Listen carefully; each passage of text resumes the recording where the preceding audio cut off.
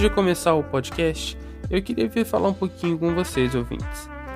Vocês são o motivo da gente continuar fazendo esse programa de imenso bom grado. E eu gostaria de agradecer de verdade a todo mundo que ouve, que compartilha, que envia para os amigos, que divulga nas redes sociais. Muito obrigado, porque nós não estaríamos aqui sem vocês. E eu também gostaria de falar que esse final de ano foi um pouco corrido e eu precisava realmente de algumas férias. E é por isso que nós tivemos um hiato entre o último episódio e o próximo que será lançado. Neste caso, este que vocês estão ouvindo. Então, eu peço que tenham um pouquinho de paciência e compreensão, porque sou eu o responsável por praticamente todas as coisas. Desde a produção do roteiro até convidar alguém, um especialista, um colega para falar sobre aquele tema e também para edição, divulgação, enfim. Então eu gostaria de agradecer também a todos os convidados que estiveram conosco durante todo este tempo. Nós vamos completar 1 ano de existência, não da maneira que eu gostaria, porque o meu ideal é um dia chegar a 1 episódio por semana, mas quem sabe um dia chegamos lá. Entretanto, obrigado imensamente por todos aqueles que compartilharam dessa experiência comigo, que ouviram, que gravaram comigo e que eu espero, ouvinte, que este ano seja um ótimo ano para mim, para o podcast e também para vocês. Esperança é o que nós precisamos em 2022, já que estamos há 2 anos de pandemia, 2 anos de quarentena. Nós necessitamos de um pouquinho de esperança e nós vamos vencer, porque não há outra opção. Bom episódio e até logo.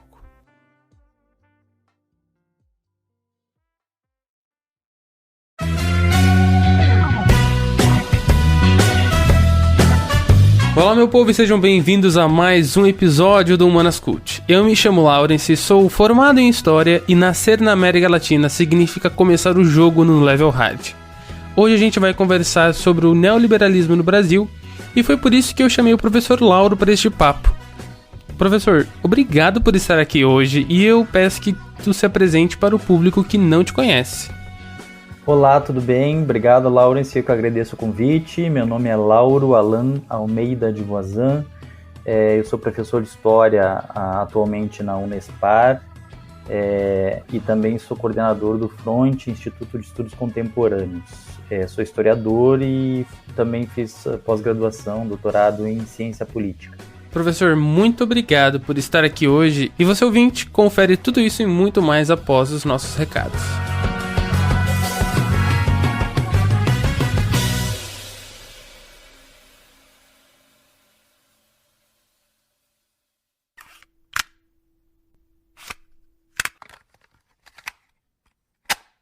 Eu quero frisar desde já que o nosso programa quer servir de ponto de partida dessa discussão. E aqui nós não temos tempo de discutir todas as nuances do tema. Por isso, na descrição do episódio você encontra links e referências que utilizamos, bem como sugestões de leitura e outras mídias. Caso haja alguma divergência, erro ou omissão de nossa parte, você pode enviar um e-mail para humanascult@gmail.com ou mandar uma DM no Instagram, Facebook ou Twitter para nós. Tudo vai estar na descrição do programa, então é só ir lá para conferir. Certo? Então vamos lá.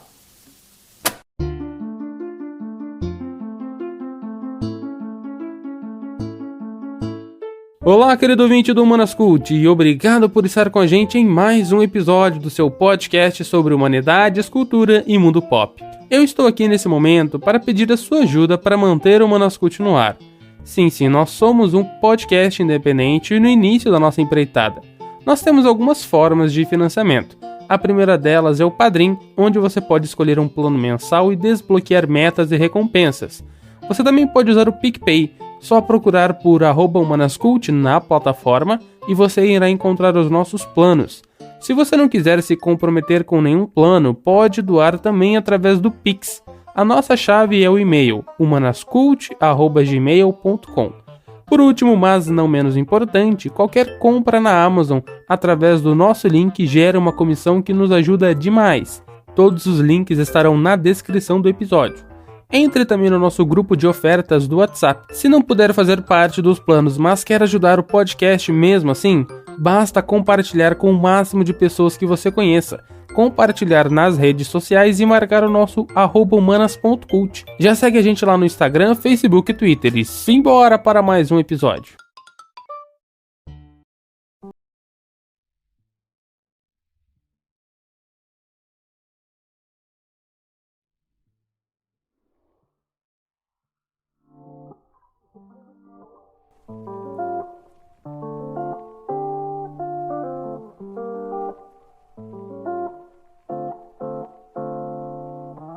Bem, eu acho que pra gente começar nosso papo, a gente precisa falar sobre o significado do termo neoliberalismo. Sim, o sufixo neo mostra que é uma repaginada de uma ideia que é ela o liberalismo clássico, né? A gente não vai se debruçar aqui muito nessa ideia da retomada da ideologia liberal, mas sim procurar entender alguns aspectos gerais. Por isso que eu queria te perguntar, existe uma definição que a gente pode dar para o neoliberalismo?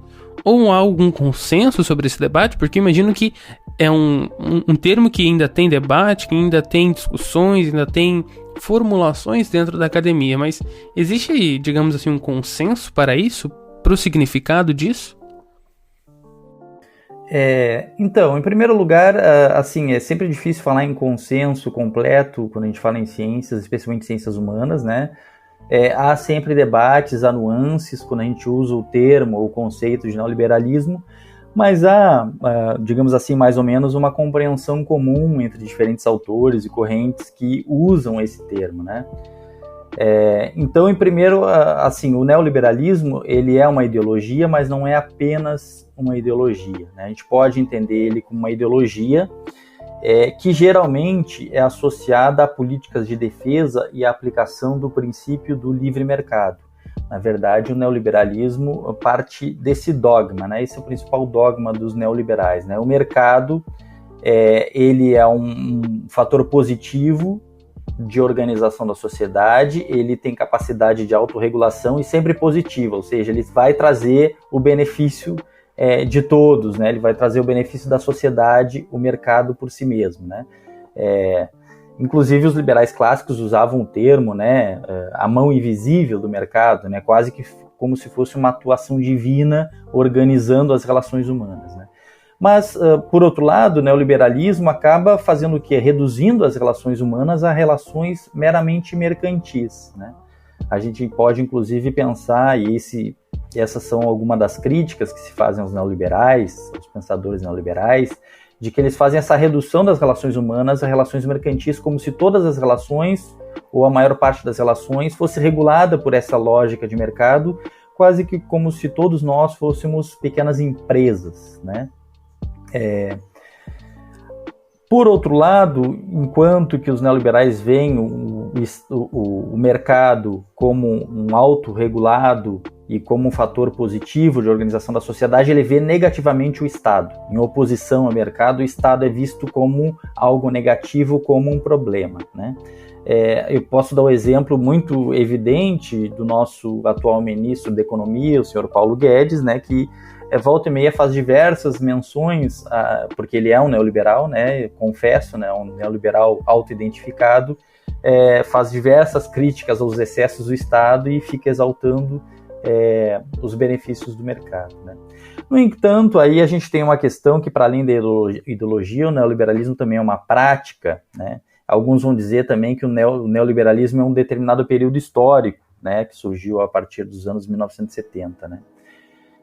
E muitos autores críticos apontam que os neoliberais, apesar de condenarem o Estado e apesar de exaltarem o mercado, eles não podem prescindir do Estado, né? Os neoliberais também sabem que o Estado é importante, né? Um exemplo é o funcionamento dos bancos, né? Por exemplo, após a crise financeira de 2008, o Estado investiu, né, bilhões, trilhões de dólares, os estados, né, mundiais investiram bilhões no sistema financeiro para salvar os bancos. Então, os bancos, né, as instituições financeiras, elas acabam recorrendo muito frequentemente ao Estado e o Estado salva essas instituições, né? O Estado investe nessas instituições, né? Por isso a gente pode pensar que, além de uma ideologia, né, o neoliberalismo é, na verdade, uma expressão de interesses de uma determinada fração da classe burguesa global, internacionalizada, altamente internacionalizada e altamente financiarizada, né? Ela não visa tanto a destruição dos estados, que seria algo, né, hoje em dia impossível, né, destruir a existência do Estado, da organização política, mas ela visa, na verdade, submeter os Estados nacionais a seus interesses globais. Então, eu diria que esse é um entendimento geral que a gente pode ter hoje sobre essa expressão neoliberalismo. E, professor, está correto afirmar que o neoliberalismo surgiu em meados do século XX como uma oposição ao pensamento do John Keynes, o keynesianismo? De certo modo, sim, né? O neoliberalismo, como um conjunto de ideias, de proposições, surgiu em seguida, logo depois da Segunda Guerra Mundial, né? A primeira forma de organização dele foi um clube, uma série de encontros chamado Sociedade Montpellier, que juntou intelectuais, principalmente economistas, né? E ela foi uma resposta às políticas keynesianistas, né, associadas a esse economista importante que é o John Keynes, mas não só a ele, né?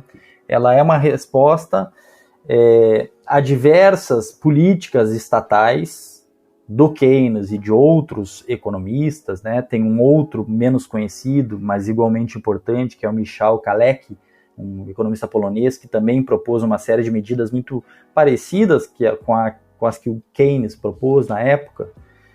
E esses pensadores, o Keynes, o Kalecki, inclusive no Brasil nós podemos pensar aí as políticas do Estado Novo, né, do varguismo, da época do Getúlio Vargas, né, o trabalhismo, o desenvolvimentismo do Getúlio Vargas, que pregavam a centralidade da presença do Estado na economia. E por que se pregava essa centralidade, essa importância da presença do Estado na economia? Para evitar as crises, né? Vejam que essa política keynesiana, que a gente chama corriqueiramente de política keynesiana, que depois veio a se tornar as políticas de bem-estar social, especialmente nos países centrais, mas a gente pode pensar também aqui no Brasil, as políticas trabalhistas dos anos 40, por exemplo, elas são políticas que vêm como resposta à grande crise econômica de 1929. E elas entendem que, para evitar as crises, né, causadas pela própria dinâmica do mercado, a presença do Estado, a ingerência do Estado na economia, na dinâmica econômica, ela é fundamental, né? É importante perceber também que essas políticas de Estado, de bem-estar social, surgiram depois da Segunda Guerra Mundial, né? E na Guerra Mundial nós temos a Guerra Fria, que opõe o bloco capitalista, liderado pelos Estados Unidos, e o bloco das experiências de transição ao socialismo, podemos dizer assim, lideradas pela União Soviética na época, né? Então as políticas de bem-estar social, né, nas sociedades capitalistas, especialmente na Europa, também nos Estados Unidos em parte, elas acabam sendo uma resposta para mostrar que o capitalismo ele é melhor, digamos assim, ele é mais benéfico, ele traz mais benefícios do que o socialismo, né? Então aí se criaram direitos trabalhistas, né, política pública para a saúde, gratuidade de acesso à saúde, gratuidade de acesso à educação, ação de transporte público, né, oferta de transporte público para as pessoas, áreas de lazer, férias, etc., clubes de acesso público, políticas de inclusão social. Tudo isso foi fruto tanto das políticas socialistas no lado, digamos assim, do socialismo, das experiências de transição ao socialismo, do bloco socialista durante a Guerra Fria, mas também, como resposta, o mundo capitalista gerou esse estado de bem-estar social para mostrar que o capitalismo funcionava melhor. E o Estado é que fazia tudo isso, né? Não era o mercado, era o Estado. Entendi. Então, quem foram esses primeiros pensadores a propor as ideias neoliberais aqui no Brasil? Isso veio de fora? De onde que surgiu isso dentro do Brasil?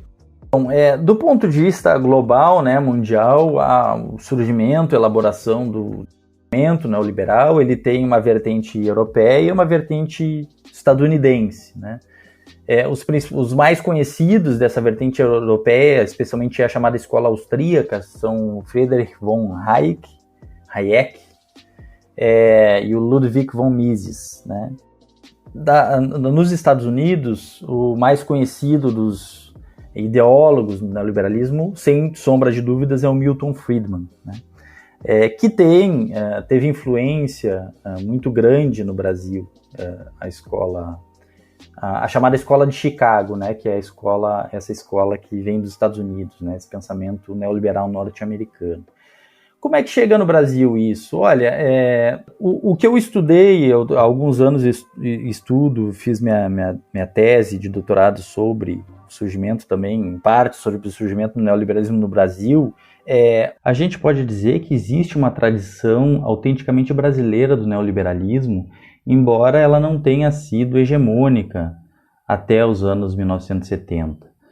Ainda nos anos 1940, 1950, nós tivemos um importante economista chamado Eugênio Goodin, que teve grande projeção nacional. Nesse período também a gente tinha uma disputa entre a ala nacionalista dentro do governo e a ala entreguista, que é aquela que pretendia abrir o país para os investimentos estrangeiros, derrubar as barreiras à importação e exportação de produtos, ou seja, que tivesse mais integrado ao mercado internacional. No entanto, só mais tarde, na verdade, é que o neoliberalismo se tornou hegemônico no Brasil, principalmente por influências externas. Os intelectuais, os pós-graduandos, especialmente da área da economia no Brasil, dos anos 60, mas especialmente dos anos 1970, que vejam, eles se formavam nas universidades e aqui praticamente não tinha cursos de pós-graduação, tinham muito poucos, e eles iam estudar fora, né? Existiam muitos convênios para estudar nos Estados Unidos. Então eles entraram em contato com essas ideias nas universidades norte-americanas, não só na Escola de Chicago, mas em outras, né, universidades, que também sofreram influência desse pensamento, em maior ou menor medida. Veja, a gente está falando de vários nuances aqui de medida do que a gente chama de neoliberalismo, mas há um lastro comum num pensamento econômico que vai se disseminando nesse período dos anos 1970, e diferentes intelectuais, economistas, trazem isso a partir da sua formação nos Estados Unidos, né? Depois vem dar aula aqui, né? Uma das escolas, no Brasil, uma das escolas mais conhecidas do pensamento neoliberal na economia é a Escola de Economia da Fundação Getúlio Vargas, mas também a Escola de Economia da PUC do Rio de Janeiro, e tem outras, né? Então, todos esses intelectuais economistas que estudaram fora trouxeram essas ideias. Talvez o mais conhecido, que é também uma espécie de mentor intelectual do atual ministro da Economia, Paulo Guedes, é o Carlos Langoni, que é um importante economista brasileiro, que inclusive faleceu há 1 ou 2 anos atrás, agora nesse período de pandemia.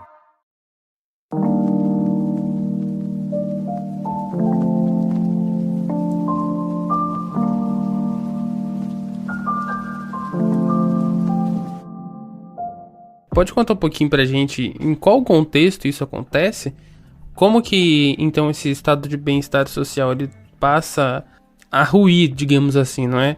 Então, ao invés de você ter agora uma participação fundamental do Estado, o mercado vai ser aquele que vai gerir as relações sociais. Qual foi o contexto em que isso floresceu? É interessante notar que no início da gestão desse pensamento neoliberal, lá nos anos 1947, 1948, essas ideias elas tiveram pouca adesão, né, dentro do mundo econômico, dentro do mundo político, né, elas não foram tão levadas a sério, até porque elas não davam respostas para as necessidades daquela época, né? Então ela ficou, digamos assim, esse conjunto de ideias, o interessante é isso, ela ficou em incubação aí durante 25, 30 anos, desde das suas primeiras elaborações, sem grande impacto, sem grande repercussão, né? E isso é interessante porque a gente vê que não são as ideias sozinhas que fazem a história, né? A história é feita por ideias que são colocadas em prática por um grupo de pessoas, né? E naquele momento não havia um grupo de pessoas que aderisse e que conseguisse colocar em prática aquelas ideias. Até 1970, a gente tinha uma condição, falando muito rapidamente, onde as relações econômicas mundiais precisavam ser mediadas pelos estados, né?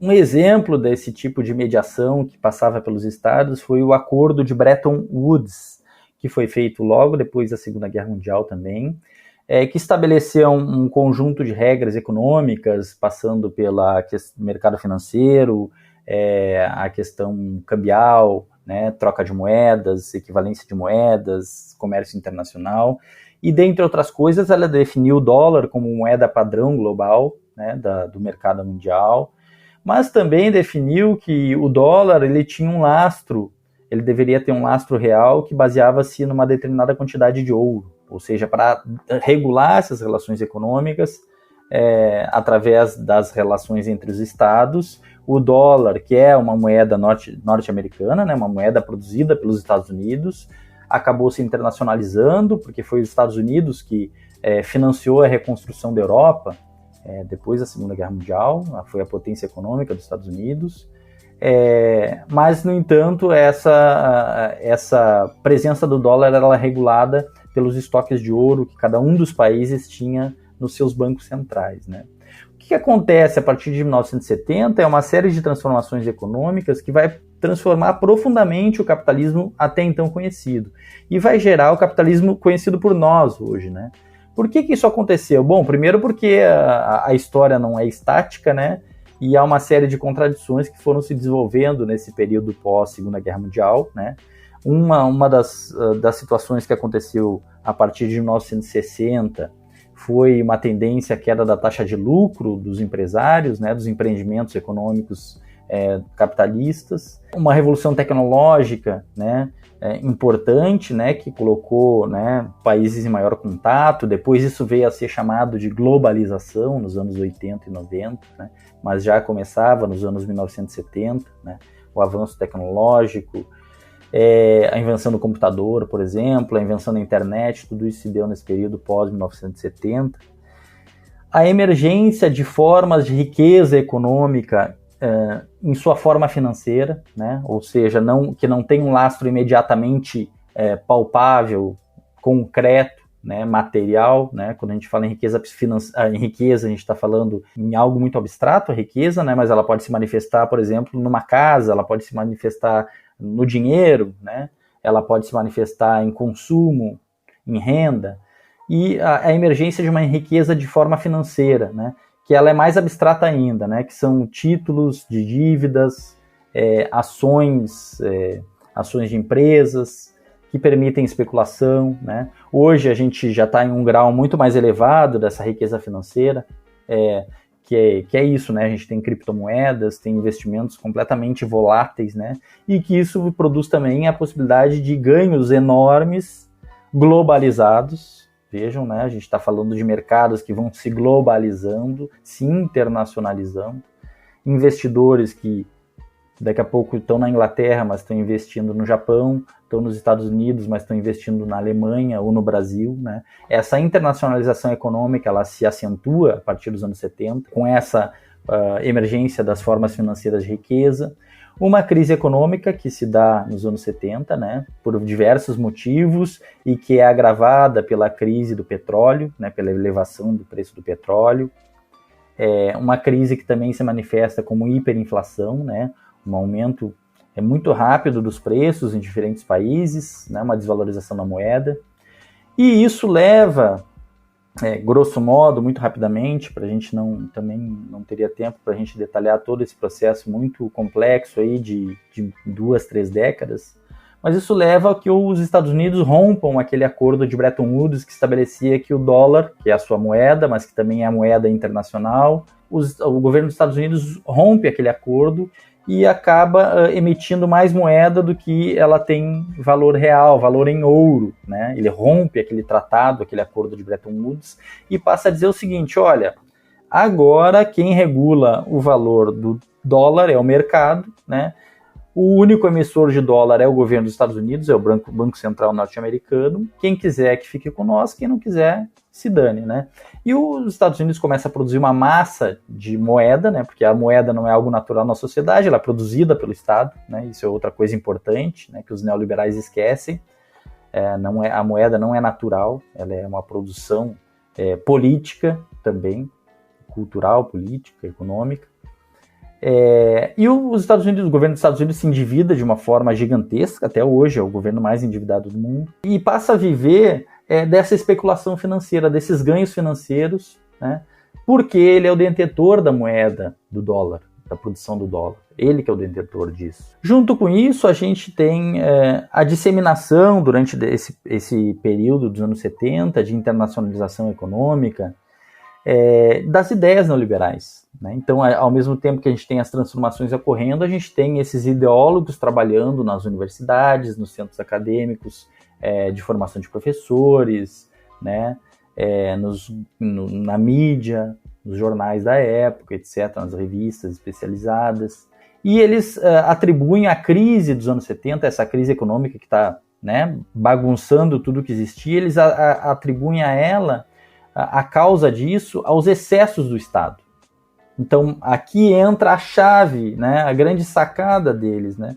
Ou seja, de identificar os problemas, todos os problemas econômicos da época, como culpa daquela gastança.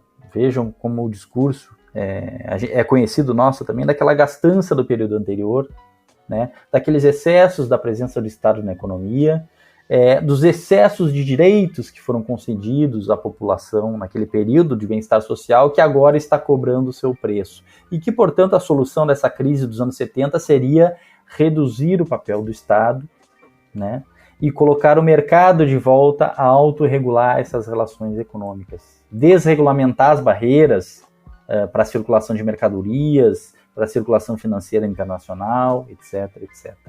Se isso começa a se espalhar, digamos assim, na década de 70, como que fica o Brasil nessa história, né?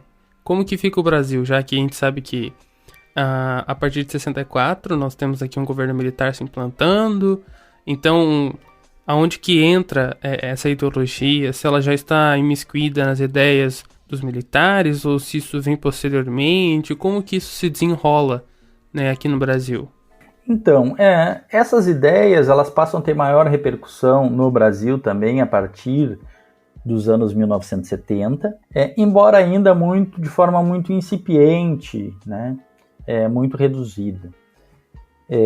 Aqui, como eu falei, a influência maior das escolas neoliberais é a escola de Chicago, né, o neoliberalismo vindo dos Estados Unidos, que é quem mais tem influência na formação acadêmica dos intelectuais brasileiros nesse período, né, nas pós-graduações.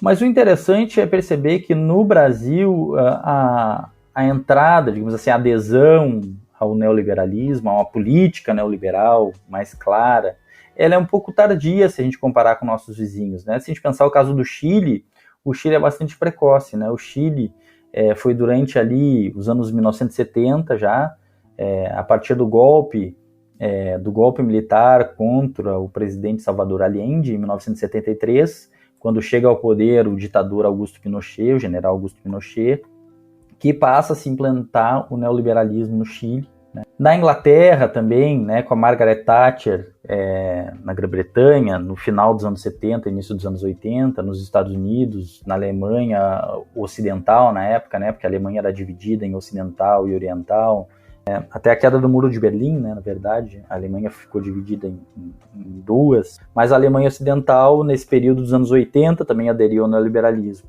E vejam que no caso do Chile, né, uma das experiências mais precoces, e como que o neoliberalismo consegue se aliar muito perfeitamente com as ditaduras, né? Inclusive tem um estudo de uma importante estudiosa do neoliberalismo, que é a Noemi Klein, que ela tem um livro chamado A Doutrina do Choque, que ela mostra como os neoliberais eles se aproximam das ditaduras e se aproveitam de crises e de governos autoritários para implementar suas ideias. Então, isso também é uma dica de livro, né? Aqui no Brasil, o interessante é que a própria ditadura militar implementada a partir de 1964 não foi tão longe quanto no Chile, né? No que diz respeito ao desmonte do Estado, a abertura econômica, né? A desregulamentação financeira, etc., né? Tem um debate sobre por que não foi assim, né? Muitos alegam, historiadores, economistas, que o que aconteceu no Brasil foi que a tradição do Estado desenvolvimentista, né, que iniciada pelo Getúlio Vargas, ela era tão arraigada nesse Estado brasileiro, era tão enraizada nesse Estado brasileiro, essa tradição varguista, trabalhista também, que foi ela que lançou as bases do Estado Nacional no Brasil, na verdade, né? Que ela, apesar dos reveses, conseguiu resistir, né, durante muito tempo, essas ideias, essa prática política de um Estado que tem maior presença na economia, de um Estado que é mais regulador, de um país que tem mais empresas estatais. Por exemplo, a Petrobras é uma empresa muito importante, né? Hoje em dia ela é uma empresa mista, né? Ou seja, tem capital estatal, tem investimento estatal, mas também tem investimento privado, mas até os anos 90, a Petrobras é uma empresa 100% estatal, né? Ou seja, o Estado conseguia controlar os preços dos combustíveis, o que hoje não faz mais, né? Por isso que a gente está vivendo essa grande elevação de preços. Então, essa presença do Estado na economia, esse papel regulador do Estado, de investir na economia, de impulsionar o desenvolvimento do país, né? De construir portos, de construir estradas, né? De investir em transporte público, construção de moradia, por exemplo, né? Tudo isso a ditadura, embora tivesse já esse pensamento neoliberal em alguma parte das elites políticas, podemos dizer assim, a ditadura ainda assim manteve essa tradição desenvolvimentista, né? Então, na verdade, o primeiro ensaio neoliberal que a gente teve no Brasil aconteceu depois da eleição de 1989, a primeira eleição direta para presidente no final da ditadura militar, onde ganhou Fernando Collor de Mello, no segundo turno contra o Luiz Inácio Lula da Silva, ganhou Fernando Collor de Mello, e certamente nossos ouvintes não vão lembrar, mas a campanha do Collor, e vocês podem procurar na internet, no YouTube, certamente vocês encontram, a campanha eleitoral do Collor em 1989 mostrava um elefante no meio da sala, uma sala de uma família, tinha um elefante dentro, e aí dizia que esse elefante que batia em tudo, quebrava os pratos, quebrava a mesa, quebrava tudo dentro da sala, era o Estado brasileiro, né? E o Collor falava da luta dele contra os marajás, entre aspas, né? Os marajás do serviço público, como se todos os servidores públicos fossem privilegiados, né? O que o Collor tenta fazer e começa a fazer, né? Abertura econômica, comercial e financeira do Brasil, privatização de empresas estatais, né? Centenas de empresas estatais, a gente pode falar, instituições estatais que existiam no Brasil foram privatizadas, existem muito poucas hoje que sobreviveram a essa onda, né? Políticas de austeridade, né, que é o que a gente conhece muito bem hoje, né, com a ideia do teto de gastos, né, o ajuste fiscal, ou seja, a ideia de que o Estado ele deve conter os seus gastos, ele deve apertar o cinto, esse discurso, né, de que o Estado funciona como se fosse a nossa casa, né? Mas eu acho interessante como que os neoliberais dizem isso, né? O Estado funciona como se fosse a nossa casa, nós não podemos gastar mais do que a gente ganha. Mas se a gente levasse ao pé da letra o que os neoliberais fazem, as famílias deixariam seus filhos morrer de fome só para não ficar endividadas, porque é isso que os neoliberais fazem, né? Eles deixam a população morrer de fome para não adquirir dívidas, porque eles acham que isso é um pecado mortal, né?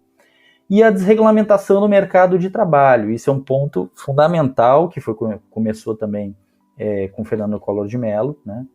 A desregulamentação das leis trabalhistas, flexibilização das leis trabalhistas. Bom, no entanto, o Collor de Mello ele teve um mandato abreviado devido ao impeachment, né, em 1992, né? Uma crise inflacionária que não foi resolvida até aquele momento, né? Vinha dos anos 80, uma inflação gigante, que o Collor não conseguiu dar conta disso. E o neoliberalismo, então, tem um interregno ali no governo Itamar Franco, 1993, 1994, e é retomado com o Fernando Henrique Cardoso. Os dois governos do Fernando Henrique Cardoso, 1995 até 2002, né, é o governo que vai conseguir implementar de uma forma bastante acentuada essas políticas de desregulamentação do mercado de trabalho, ajuste, políticas de austeridade, ajuste fiscal, privatização das empresas estatais, abertura econômica, né? Então, o governo Fernando Henrique Cardoso. E o terceiro momento de ofensiva, digamos assim, do neoliberalismo, eu diria que a gente está vivendo hoje, né? Que é o governo Temer, né? O tampão que foi o governo Temer, que começou em 2016 e que é dado prosseguimento e aprofundado com o governo Bolsonaro.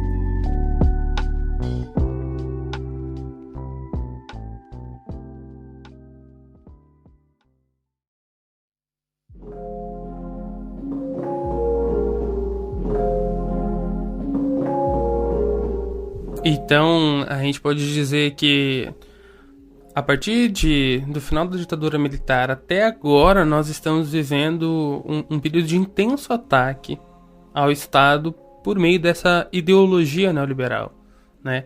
E então eu queria te perguntar se você acha que o período dos governos do Partido dos Trabalhadores foi o momento onde esse neoliberalismo foi freado. Como é que foi a relação de Lula e Dilma com essa ideologia?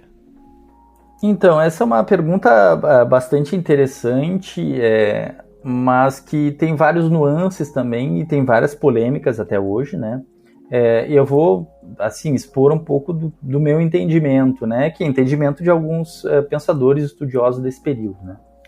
Em primeiro lugar, quando a gente fala governos Lula e Dilma, ou governos petistas, a gente está falando de 3 mandatos e meio de governos, né? 2 governos do Lula e 1,5 da Dilma. É muito tempo, né? A gente está falando de um período que começa em 2003 e termina em 2016. É muito tempo, né? É difícil caracterizar tudo isso. O que dá para dizer, assim, a grosso modo, sobre isso em relação ao neoliberalismo? Em primeiro lugar, o primeiro governo Lula, ele é um mandato de bastante continuidade em relação ao Fernando Henrique Cardoso. Então, e o Lula foi muito criticado, inclusive por membros da esquerda, pelo próprio PT e outras figuras da esquerda, justamente por essa identificação e essa continuidade. Bom, o Lula prezou muito no primeiro governo dele pela estabilidade econômica trazida pelo Plano Real, né? Pelos pilares da austeridade trazidas pelo Plano Real, né? Pela tentativa de controle inflacionário, pela desvalorização cambial e todas as consequências que isso trouxe negativas para a indústria nacional, por exemplo, né, que é uma forma que acabou também prejudicando muito as indústrias nacionais, né. No entanto, Lula, já no primeiro mandato, ele faz uma coisa que ele freia os processos de privatização que já vinha em curso, né, intensamente no governo Fernando Henrique Cardoso, né? Isso é um dos temas, acho que muito caros ao Lula, né? Não ao Lula, mas naquele momento a figura do Lula e a sua campanha política, sua plataforma política, né? O segundo governo do Lula, que começa em 2006, se eu não estou enganado, o segundo mandato do Lula, depois que ele é reeleito, aí é um governo que a gente pode dizer que tem um contraste maior, um distanciamento maior do neoliberalismo. Por quê? Porque o Lula, além de ter freado as privatizações, ele vai fazer políticas que vão contra o ideário, em muitos sentidos, não em todos, mas em muitos sentidos vão contra o ideário neoliberal. Por exemplo, o segundo governo do Lula, ele fez uma recuperação real do salário mínimo. A recuperação do salário dos trabalhadores é uma política completamente contrária à ideologia neoliberal, aos preceitos neoliberais, né? Porque justamente o que os neoliberais dizem é que, né, os trabalhadores não têm que ter salário mínimo, renda mínima, política de combate à fome e à miséria, por exemplo, ou políticas de renda mínima, como Bolsa Família, né? Isso é muito distante do neoliberalismo, né? Embora eles possam aceitar, mas é distante do ideário neoliberal. O Lula fez também, durante o governo Lula, o segundo governo Lula, um ensaio desenvolvimentista, né? Ele fez uma série de políticas de incentivo da recuperação da indústria nacional, né? A gente teve, né, a recuperação da construção civil, da questão da construção de portos, né, de investimentos nessa área de desenvolvimento da infraestrutura nacional, a gente pode dizer assim, e priorizando, digamos, as indústrias que, né, nacional é difícil de dizer, porque elas são muito internacionalizadas já, né, mas indústrias com sede no Brasil, podemos dizer assim, né. E outra coisa que foi feita no governo Lula e mais ainda no governo da Dilma, no primeiro mandato da Dilma, foi a recuperação das políticas públicas, o reinvestimento estatal na recuperação de políticas públicas, como, né, a saúde, a educação, né, investimento muito importante na educação pública, muito importante, né, na saúde pública, né. Então isso distancia o segundo mandato do Lula e o primeiro mandato da Dilma, para ser mais específico, das políticas neoliberais. Por outro lado, há uma crítica, e é verdadeira e importante de ser dita, de que em todo esse período dos governos petistas, liderado pelo Lula e depois pela Dilma, não houve qualquer política de controle das finanças, né, dessa elite financeira, que na verdade é quem drena de fato a grande riqueza do país para o exterior, é a elite financeira hoje, né? Ou seja, os governos Lula e Dilma foram bastante liberais, bastante generosos com os bancos, com as instituições financeiras, né? Talvez essa seja a principal crítica, a principal aproximação que esses governos tiveram do que a gente pode chamar de uma política neoliberal ou uma proximidade com o neoliberalismo. Como se fosse uma tentativa de reconciliação de classes, alguma coisa assim. Então, queria te perguntar quais foram as consequências mais visíveis no Brasil desde a implementação das primeiras políticas neoliberais? O que ainda perdura hoje? Bom, são várias consequências, né? A primeira delas, eu acho que para quem tem mais idade e possa estar ouvindo esse podcast, é a internacionalização econômica, né? As pessoas que viveram nos anos 1970, 1980 não desconheciam marcas, digamos assim, marcas de produtos, para dar um exemplo bem banal, né? Marcas de produtos estrangeiros, né? As marcas eram nacionais, né? De comida, de eletrodomésticos, de carro, né? Claro que existiam já empresas como a Ford, como outras que produziam, mas elas eram montadoras estabelecidas no Brasil, né? E era muito restrito, né? O acesso a mercadorias internacionais era muito restrito. Então, a internacionalização econômica, tanto de mercadorias, né? Quanto de empresas, marcas, corporações, ela é estrondosa. Foi o neoliberalismo que trouxe isso. Quer dizer, hoje a gente é dominado por podemos dizer assim, grosso modo, meia dúzia de grandes corporações mundiais, né? Nos alimentos, a gente tem a Walmart, a Bunge Alimentos, né? Nos eletrônicos, nós temos a Samsung, a Apple, né? O Google, né? Que media nossas conversas pela internet aqui, né?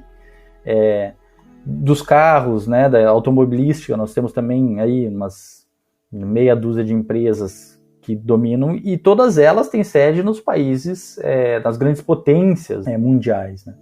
Então a primeira coisa é a internacionalização econômica, bancos internacionais, ou seja, o HSBC agora nem está mais no Brasil, mas o Unibanco é um banco brasileiro, mas que tem investimento estrangeiro. Agora a gente tem Nubank, a gente tem empresas como a Amazon. Quer dizer, esse grau de internacionalização das relações econômicas, das instituições financeiras, das mercadorias, é algo que o neoliberalismo impulsionou e que veio para ficar. A segunda é a vulnerabilidade do nosso país às crises, né? A gente sabe que a crise de 2008, né, veio, até que não foi tão grave no Brasil como foi em outros lugares do mundo, mas a cada período de dificuldade internacional e de crise financeira, o nosso país está completamente vulnerável, né? Porque o Estado não tem nenhum mecanismo mais estruturado de controle da economia nacional para evitar que essas crises tenham impacto estrondosos, né, e catastróficos muitas vezes para a maioria da população brasileira, né? É só ver o caso da pandemia, né, e a elevação dos preços dos alimentos, por exemplo, né, que é uma elevação de fato internacional do preço dos alimentos devido à pandemia, mas que ela se dá por quê? Porque o que acontece? O agronegócio no Brasil prefere exportar carne para o exterior, vender carne para o exterior, do que vender, né, para a população brasileira, já que para o exterior ele acaba ganhando mais, até porque ele ganha em dólar, né, e o dólar está supervalorizado. Então, o preço da carne, por exemplo, sobe aqui no Brasil, né? Então, essa vulnerabilidade da população a esses ciclos econômicos internacionais é enorme. Isso veio para ficar também até o momento, né? A destruição da estrutura produtiva nacional, né? Nós não temos praticamente mais algo que nós tínhamos e era muito forte até o final da ditadura militar, que é uma estrutura produtiva nacional, uma indústria nacional, né? Grandes indústrias, talvez a última que tenha sobrevivido seja a própria Petrobras, né? E tomara que sobreviva muito ainda, né? E continue sendo pelo menos controlada pelo Estado e nacional, porque as demais foram quase vendidas a preço de banana durante o ciclo de privatizações, e a política econômica de abertura cria uma vulnerabilidade também para essas empresas que não conseguem sobreviver, né? a concorrência dessas gigantes corporações globais. Um outro impacto que cada vez é mais visível, agora a gente tem o caso de Minas Gerais essa semana, é a exploração descontrolada dos recursos naturais do nosso país por grandes corporações, né?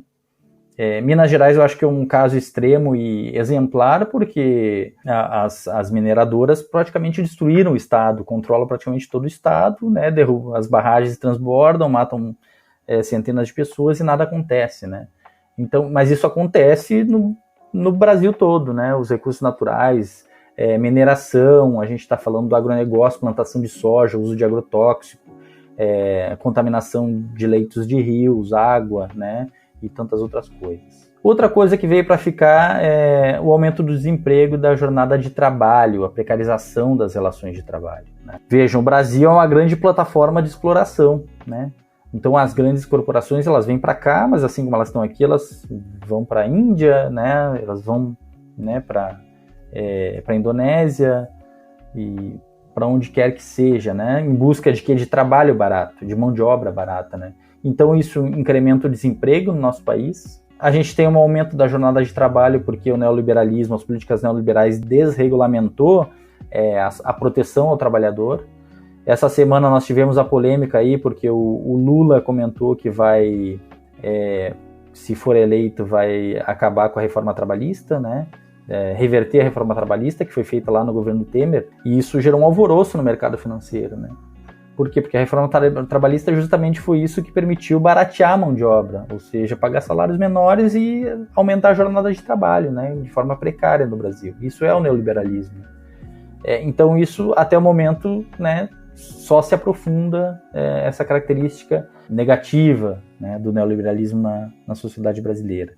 A naturalização da miséria e da desigualdade. Isso é uma mudança de valores profunda que o neoliberalismo traz a todas as sociedades onde ele chega, que é a ideia de que as pessoas que têm fome, passam fome, que morrem de fome, ou que não conseguem trabalho, né, ou que são pobres, que elas estão ali porque elas querem. É uma naturalização dessa miséria e dessa desigualdade, né? Ou seja, a ideia de que as pessoas passam fome e estão desempregadas, não têm trabalho porque querem. Ou ganham mal, ou têm trabalho precário porque querem, porque não se esforçaram, né? É uma mudança de valores profunda, altamente individualista, né? E, por fim, eu acho que um dos últimos legados que o neoliberalismo deixa para a sociedade brasileira é a desestruturação dos instrumentos de intervenção do Estado na economia. Veja, eu fico pensando hoje, qualquer governo que busque reverter esse quadro, ele pode até ser eleito, né? Mas ele vai ter muita dificuldade porque o próprio Estado já não tem os mecanismos que tinha antes, né, há 30 anos atrás, de regulação da economia. Por exemplo, um dos mecanismos que o Estado brasileiro tinha para controlar o preço dos alimentos eram estoques, né?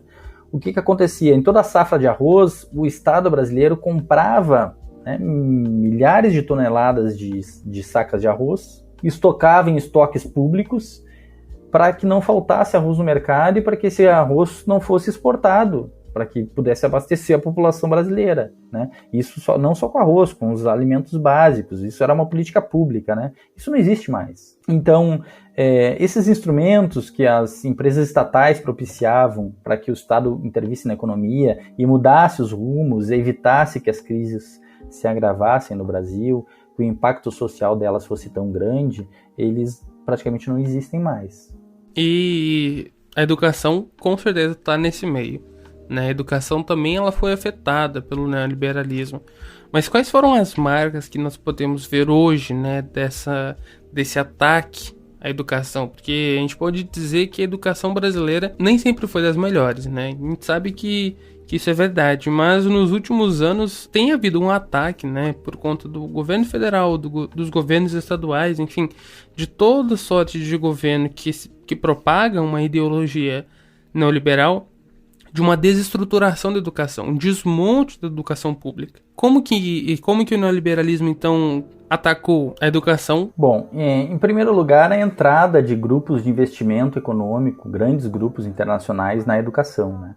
Porque esses grupos de investimento, assim como eles investem na mineração, assim como eles investem na produção de alimentos, no agronegócio, ou na produção de celular, por exemplo, ou na economia de serviços como Uber, por exemplo, esses grupos de investimento eles também investem em empresas educacionais. E foi o neoliberalismo que permitiu com que esses grupos investissem na educação, né? Por quê? Porque antes dos anos 90 existiam diferentes barreiras que não permitiam que grupos internacionais chegassem a dominar o sistema educacional brasileiro. Hoje essas barreiras foram vencidas, né, por diferentes reformas, desregulamentações que foram implementadas nos últimos 25 anos, podemos dizer assim, né? Então há essa abertura para os grupos internacionais e, em paralelo, isso que tu falou que é o desmonte da educação pública, ou seja, né, a redução dos investimentos públicos, né? Hoje, bom, no ano passado, o orçamento do Ministério da Defesa, ou seja, para as Forças Armadas, foi maior do que o orçamento para a educação no Brasil, né? Isso mostra um pouco das prioridades que quem controla o Estado hoje, o Estado brasileiro hoje tem, né, em relação a isso, né? Então, o desmonte da educação pública, né, a falta de investimentos, a precarização da estrutura da educação pública, o fechamento de escolas públicas, né, a precarização das universidades públicas, a falta de incentivos, de assistência estudantil, tudo isso, né, acaba abrindo mais espaço para esses grupos privados, né? Então é algo complementar. Enquanto o Estado desmonta a educação pública, ele desregulamenta a entrada dos grupos privados para que eles possam ocupar, digamos assim, esse espaço, esse novo mercado, né? E na pandemia, só para falar do momento atual, né, dos últimos 2 anos, né, na pandemia isso foi muito visível, né? Não houve qualquer incentivo do Estado brasileiro em relação à educação, pelo contrário, houve uma paralisação da educação brasileira, houve um desinvestimento, né?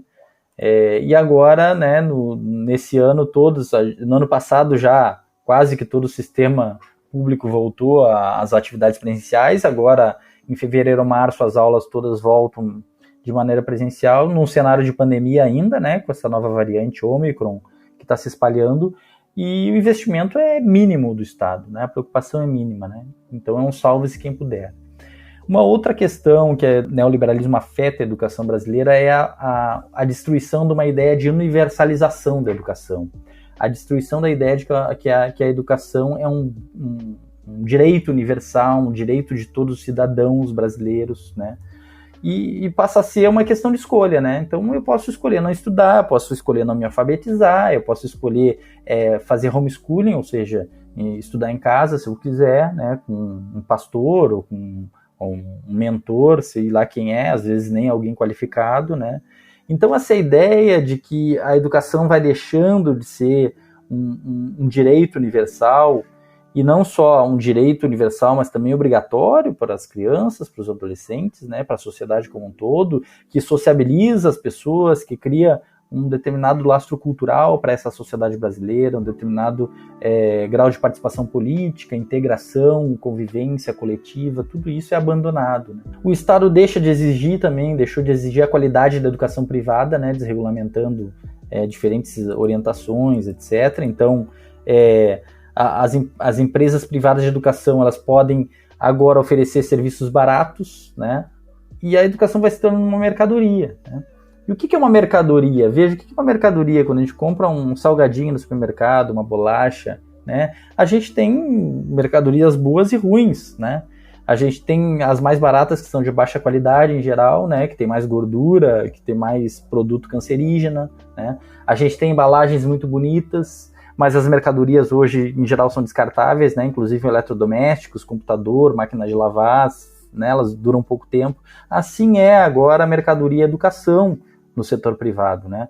Ela tem uma embalagem muito bonita, né? Tem, né, palavras que se usa, né? O empreendedorismo, tem um jargão todo que está se usando agora, muito moderno, com uma cara de muito jovem, mas é uma embalagem, mas que por dentro ela é descartável, né? Ela dura pouco, ela não é sólida, ela é descartável, ela tem baixa qualidade, né? E ela depende da condição de pagamento do freguês, né? Dependendo do mercado, quem tem mais dinheiro vai conseguir uma educação um pouco de melhor qualidade, digamos assim, quem não tem vai conseguir uma mercadoria barata e de baixa qualidade, né? Então acho que esse é o principal legado que o neoliberalismo deixa na educação, né? É essa conversão da educação em mercadoria e todos os seus problemas, digamos assim. E uma última questão que eu acho que é importante mencionar, que é a aplicação de pacotes, né, tecnológicos privados no setor público, né? Pacotes que incluem formação de professores, materiais didáticos, métodos avaliativos, que são produzidos por instituições privadas, né, como o Instituto Unibanco, o Instituto Lehman, né, o Todos pela Educação. Uma série de instituições, um aparato privado vai entrando nas escolas públicas, produzindo e vendendo pacotes prontos, e também o professor acaba sendo vítima, né, e sendo submetido a essa lógica privada dentro da própria instituição pública. Isso está acontecendo muito fortemente também. E eu acho que um bom exemplo disso é o que acontece aqui no estado do Paraná, nessa época de pandemia, né, onde você emergencialmente começou na educação básica, jogou as crianças para casa, contratou uma empresa para fazer um esquema de televisionar as aulas de professores, que são professores da rede pública, mas ao mesmo tempo eles têm que seguir uma cartilha da Secretaria de Educação, e quando você volta às aulas presenciais, se mantém esse sistema, da onde o professor tem que seguir essa cartilha, que já vem pronta do Estado, com aulas prontas. Enfim, isso engessa o professor e faz com que ele seja, digamos assim, encurralado a seguir apenas aquilo que está sendo mandado, né? Mas então, nós estamos nos encaminhando para o final do nosso programa, e por isso eu gostaria de saber, na sua opinião, existem caminhos para a gente sair desse buraco em que o Brasil se encontra? Quais são as atitudes que pessoas comuns, né, podem tomar para combater os malefícios desse tipo de ideologia? Então, caminhos sempre há, né? Sempre há alternativas. Na história, o que a gente aprende é que a história é transformação, né? As coisas nunca permanecem como estão, né? Ela está sempre se transformando, né? Seja para melhor, seja para pior, né? Então, esperamos e lutamos para que seja para melhor, né? Eu acho que a primeira coisa, falando das pessoas em geral em relação ao neoliberalismo, é que a gente tem que tomar consciência de que a sociedade, não só a brasileira, a sociedade em geral contemporânea de hoje em dia, ela é composta de grupos, de classes que têm interesses distintos, né? E a gente faz parte disso, né? E não só interesses distintos, mas algumas classes têm interesses antagônicos, opostos, né? Então, assim, quando a gente vê dados da revista Forbes, por exemplo, que mostra os bilionários do mundo, e se vocês pegarem e entrarem no site da revista Forbes, vocês vão ver que o número de bilionários no Brasil cresceu durante a pandemia, cresceu enormemente.